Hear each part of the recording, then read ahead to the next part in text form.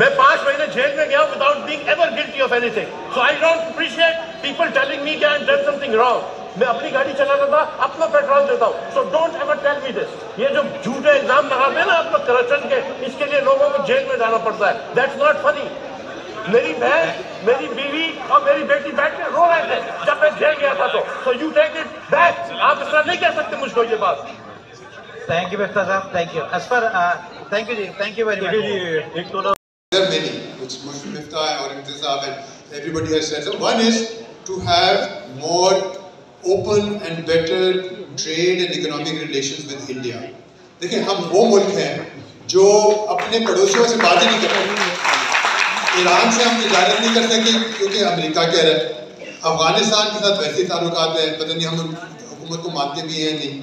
रूस और चीन ऊपर बैठे हुए, चीन के साथ हमने, आप कह रहे थे चाइना तो इस मुल्क को बर्बाद भी किया है, ये गलत फहमी है। इस वक्त हमारे जितने कर्जे हैं 32% of all our debt, it's not the IMF, it's China. And हम उसको दोस्त समझते हैं, लेकिन दोस्त जब पैसे ले लेता है ना तो उसकी हैसियत बदल जाती है।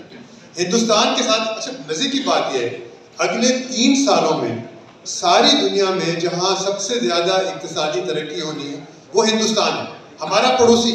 हम उससे बात ही नहीं करते। कनाडा के टिम हॉर्टन्स ले आ जाते हैं। हम ये नहीं करते कि इंडिया के साथ हमारा पड़ोसी है, बेहतर ताल्लुकात बनाए इक्तिसादी, समाजी, मईशत के। और अगर मिफ्ता कह रहे हैं कि फ़ौज को समझ आ गई है तो फिर रुकावट क्या है? तो ये मेरे ख्याल है आगे बढ़ना चाहिए। ये पुराना 75 साल तक हमने जंग की है और हम हारे हैं।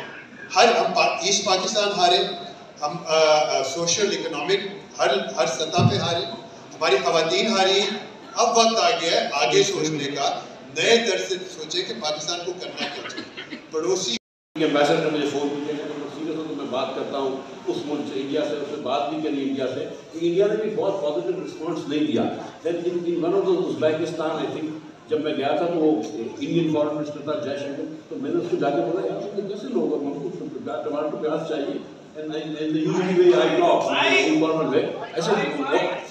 So I told him that अजीब लोग हो तुम लोग. Because when I tweeted, that tweet was also written about in the Hindustan Times. So he knew about the fact that Pakistan was willing to buy. So I said कि किस किस्म के लोग हो तुम लोग, हम लोग खरीदना चाहते हैं तुम नहीं बेच रहे। तो then जयशंकर told me कि 2 दिन के अंदर भाई हम इसके बारे में स्टेटमेंट दे देंगे। But they never did.